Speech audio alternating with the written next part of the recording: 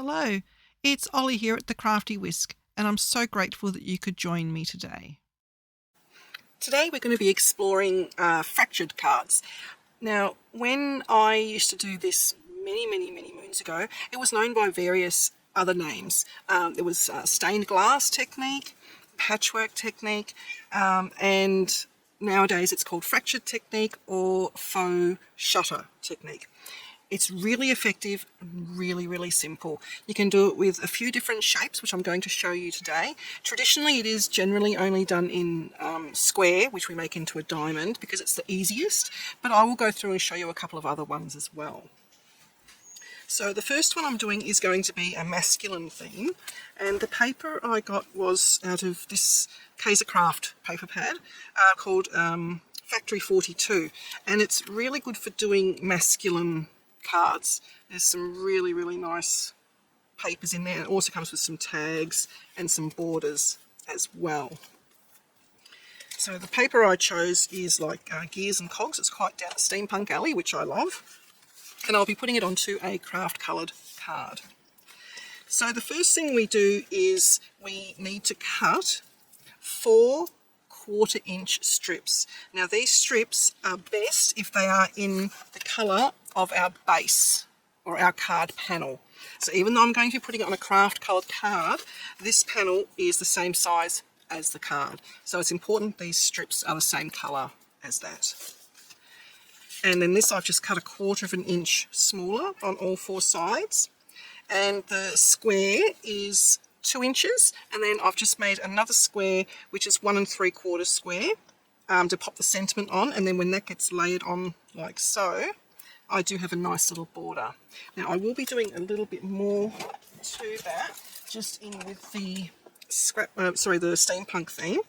I am going to put distress ink on my edges. The one I've got here is walnut stain. It does tend to be my favourite. And this just lives in my drawer with this all the time because it's the perfect colour for doing all this sort of thing too. Even on white card, it looks really effective. And with this one, I'm getting rid of the whiteness on the edges, so it just looks a little bit more finished. It's these little touches that can make the difference in your work.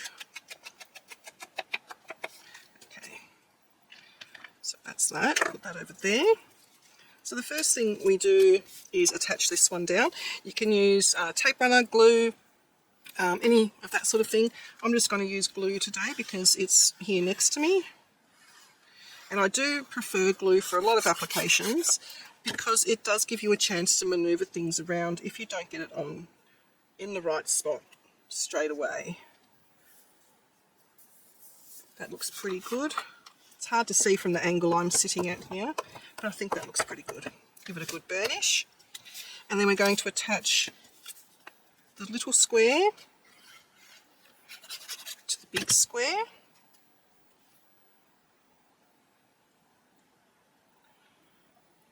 Like so.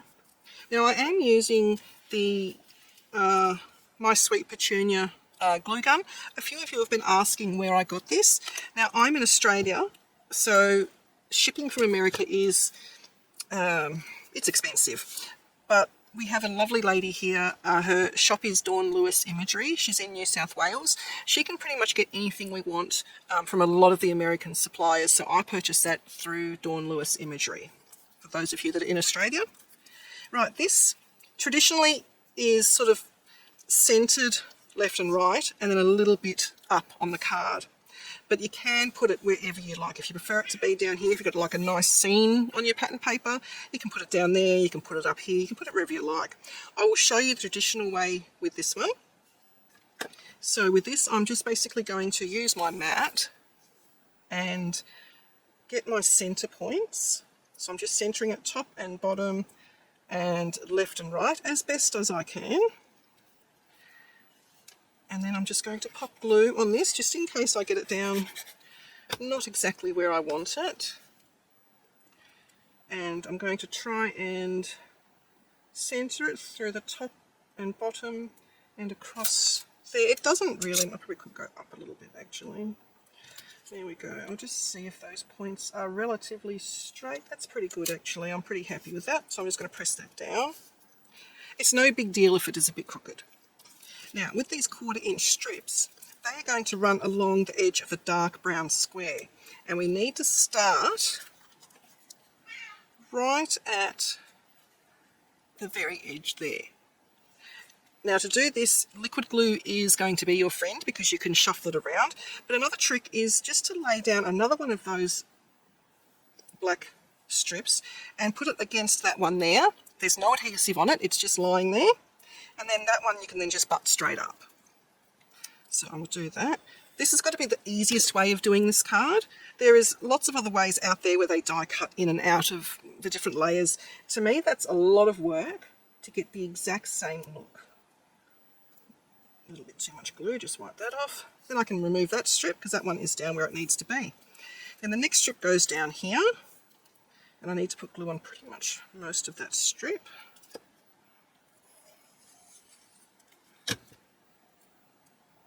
I'm wearing a band-aid because I was playing with Orion, and at the moment his killer mittens are lethal. So he actually ripped a gash in my thumb. Because, you know, get a Bengal, they said. They're lots of fun, they said. Well, they are, except when they've got their hunting instincts on. Then you take your life into your own hands, literally. There we go, that just butts straight up against there. See how easy this is? And the effect is really, really, really good. I love it. And I thought I would show you a masculine card because these sort of, the more masculine ones, kind of get overlooked a bit, and I do have people asking, you know, what do you do for masculine cards? What can we make, you know, make it look a little bit more good for like dads and granddads and so on. So that's it there, all nicely done. Now, I haven't got quite enough glue on that first one, so I'm just going to go in, pop a little bead down. There we go. Just give that a second to dry, and then all we do is we flip it over and we cut along the edge of the card, which is nice and easy to do with the scissors. You can use a trimmer, but that's a bit extra work really. This is quite easy. Okay.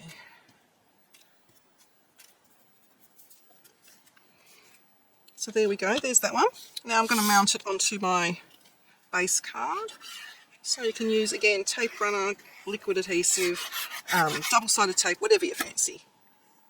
Got to make sure my card's oriented the right way. Yes, it is. Now for these, I just like to tap them, making sure it goes edge to edge, and then I open it and just give it a good burnish, like so. And that card is done.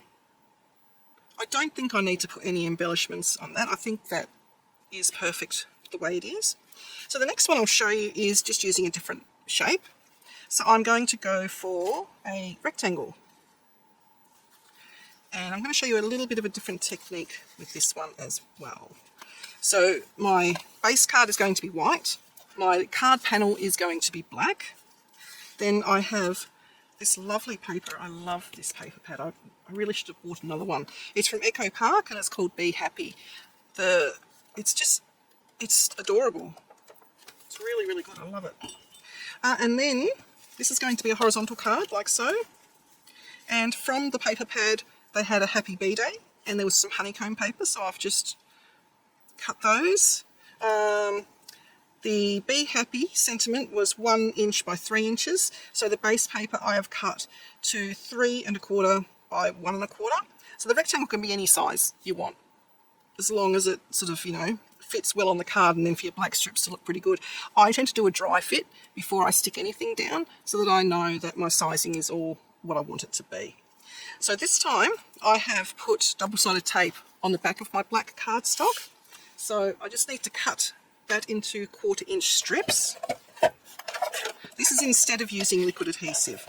So this cutter, this guillotine, is really good because each little groove is 1/4 inch, so it makes it really easy. So as long as you start off on one of the 1/4 inch lines, then you just need to move it across 1/4 inch, and that strip will be 1/4 inch. And then next one, this double-sided tape. It is just normal double-sided tape. It's a little bit thicker than the cheaper ones, so the Guillotine does have a little bit of a, doesn't particularly like it. So I'll save that for another one, and I've got my, should have 4 strips here. Where's my 4th one? Did I only do 3? Or is it still stuck to my Guillotine? It's still stuck to my Guillotine, there we go. Alright, so it's the same process, pretty much. Going to stick down, oh, I've just done this backwards, haven't I? Huh. Oh well, we'll keep going, go with the flow. So I'm going to stick my card panel down first this time. Doesn't really matter what order you do it all in. There we go, then I'll stick this one down. Just makes it a little bit trickier to cut off the excess black strips, but we will manage. My brain was going faster than my hands, I think. Right, so this is going to be landscape, make sure it's oriented the correct way. Just glue this one down. I'm not going to distress any of the edges on this one. I don't think this one needs it. Now, just for a bit of interest on this one, I am going to pop it at an angle. You don't have to, you can do it straight, but I think I quite like the idea of it at an angle. So I'm just again going to do my little cheat by laying down one of the strips there. And then, this isn't working very well because of the band-aid. Got to lift the edge of the tape. I'm not going to pull it all the way. I'm just going to do that. And lay that down as far as we need to go, which is about there. I can take that one away now. This little tool is really good for lifting up the back of tape. It's from Creative Memories. And lay this one against that one and against our sentiment. I'll just take all that tape off. And see, by using tape, I was a little bit off there, so I can't actually adjust it. But that's okay, I do have a trick for that as well.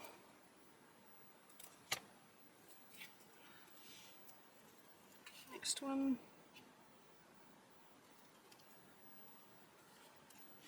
And the last one.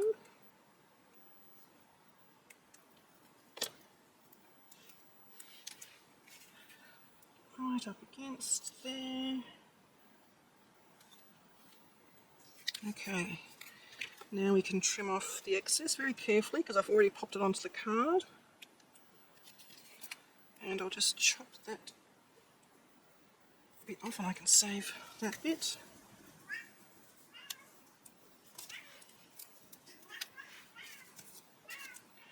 That's Orion you can hear in the background. I've banned him from my room for the rest of the day because he hurt my hand. So now he's upset. Right. And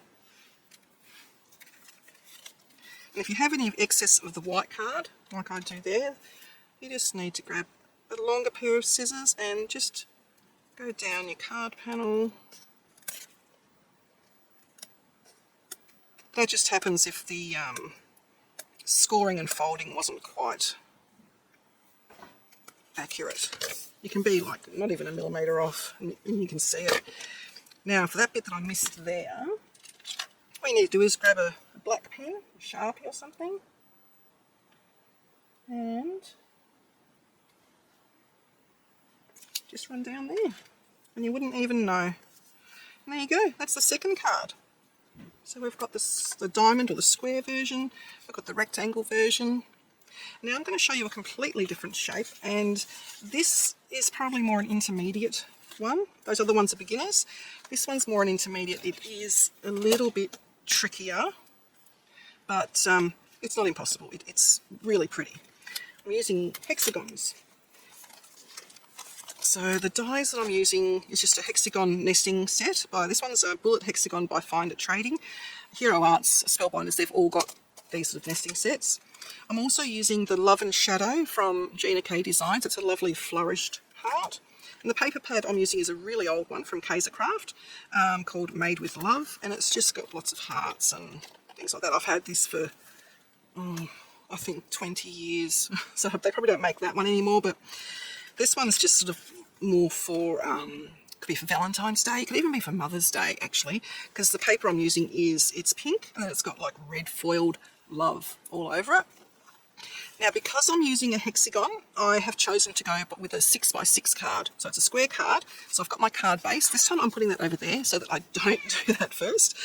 And I'm backing it with red foil cardstock to match the foil in here.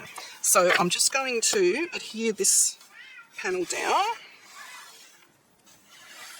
Again, you can use tape runner, double-sided tape, whatever you have. I'm using glue. Probably should have used tape runner being a foiled card, but see how we go. The glue will just take a little bit longer to dry on this sort of foiled cardstock, and if you get any glue on it, it tends to mark. So in saying that, I'll get out my tape runner, which means I also need my little tape runner mat. Okay, so what I have here is I've cut out a hexagon, and this one is 3 inches from the two square sort of bits. 6x6 red panel, and then this is 5 3/4 by 5 3/4, and that was 3 inches. I said, yep, 3 inches. And then I've got a smaller one, which is one size down. It's 2 3/4, so that is going to layer onto there like so. So I'll do that now. Actually, I'll put that one on first. You don't have to layer if you don't want to. You can just put the 3x3 down. I just want a little bit of a buffer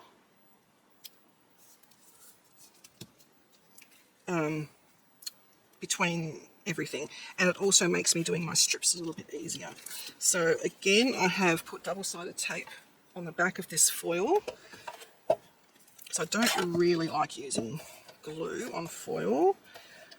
So we are at 3 inches, so I just go down to 2 3/4, 2 1/2, and I'm not going to have enough with that one. So I need to just run some more. So I need more strips with this one, because being a hexagon, we have 6 sides.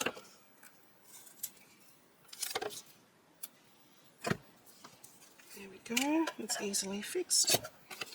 I didn't check if I was on the 1/4 inch though, did I? Not quite. Okay. I'll use that for something else.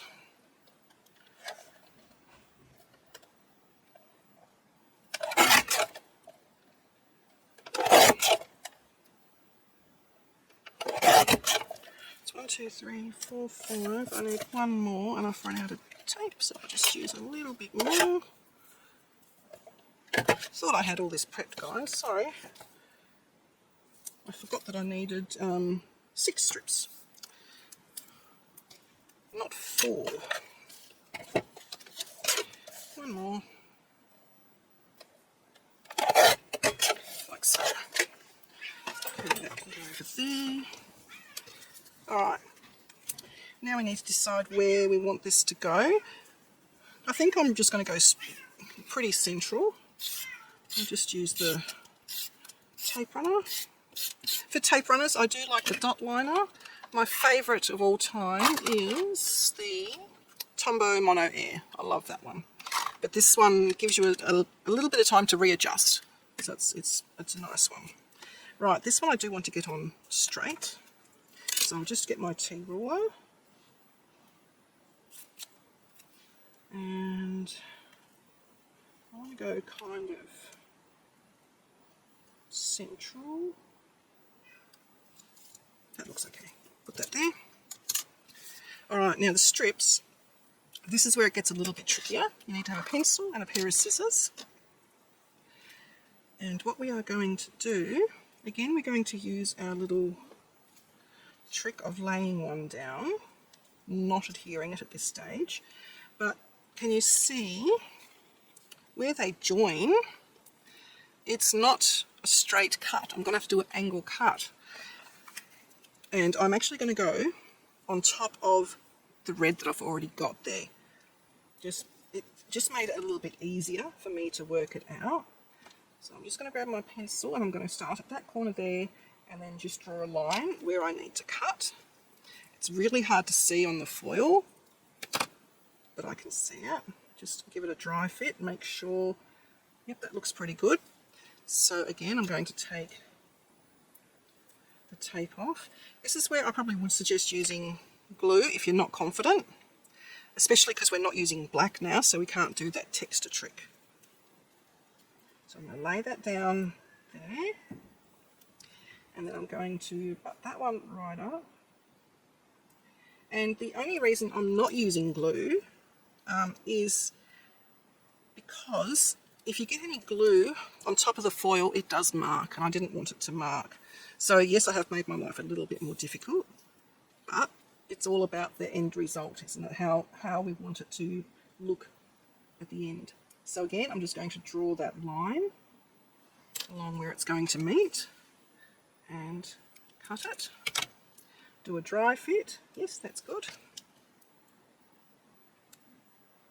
Now, I've not tried this using a circle die.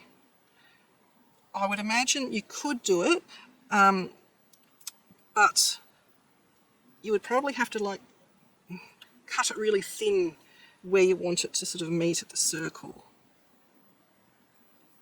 Oh, that's being a pain on that side, so I'll go from this side. I'll just do that again.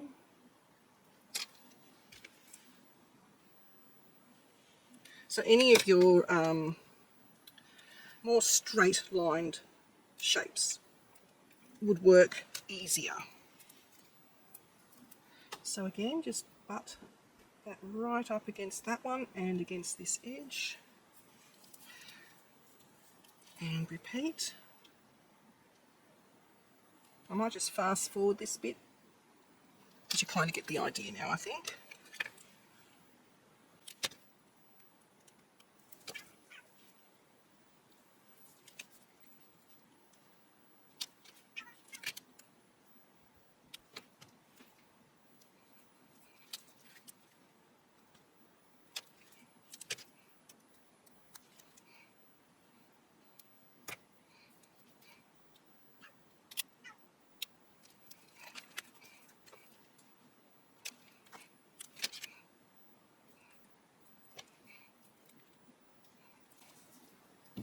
Okay, so then we turn it over.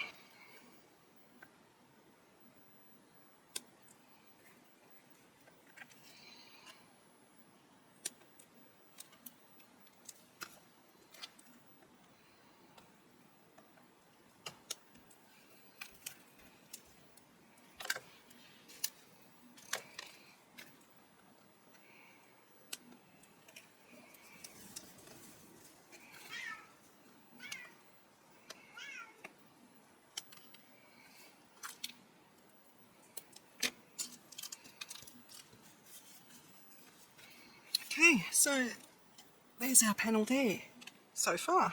Looking pretty good.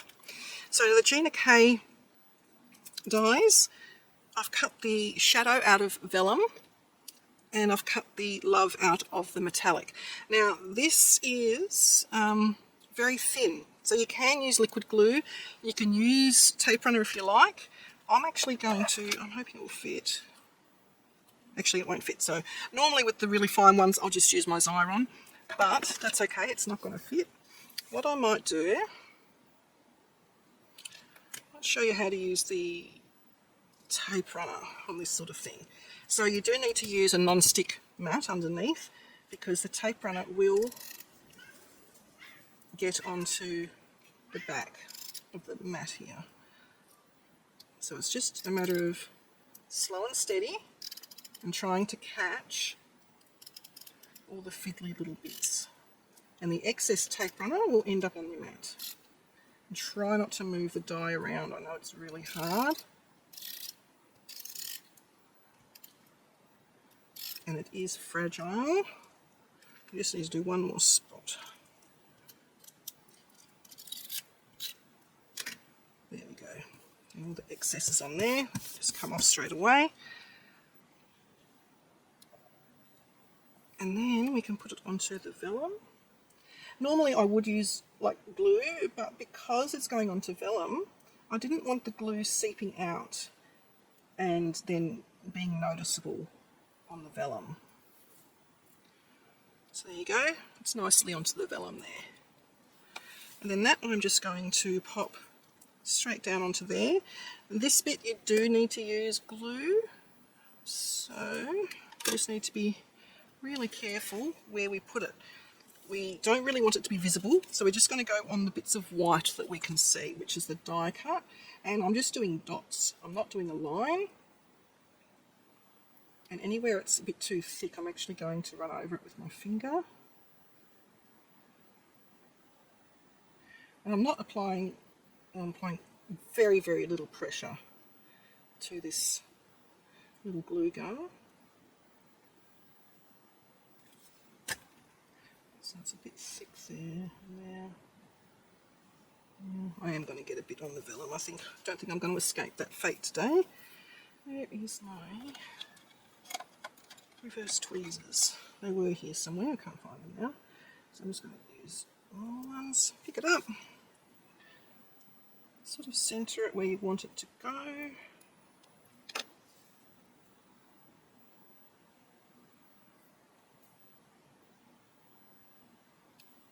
Yeah, I can see a little bit there, but that's okay, I think. There we go. So now to mount that onto our base card, make sure that's the right way. I might just use glue.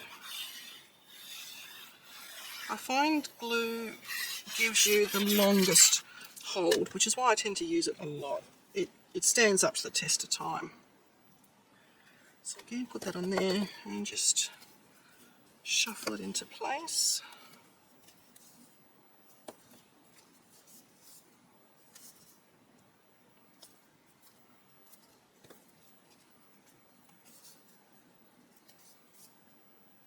Okay. Give that a burnish. And we are done. So that is the super simple way of doing a fractured card. Stepping it up a notch, still easy. And then this is what I would call the intermediate one, where we are experimenting with a different shape and we've had to cut our strips at angles. A little bit trickier, but still very, very doable. Let me know if you've given this technique a try. I'd love to hear your thoughts on it. Thanks, guys. Please like and subscribe to my channel and hit that notification bell so that you don't miss it when I bring out a new video.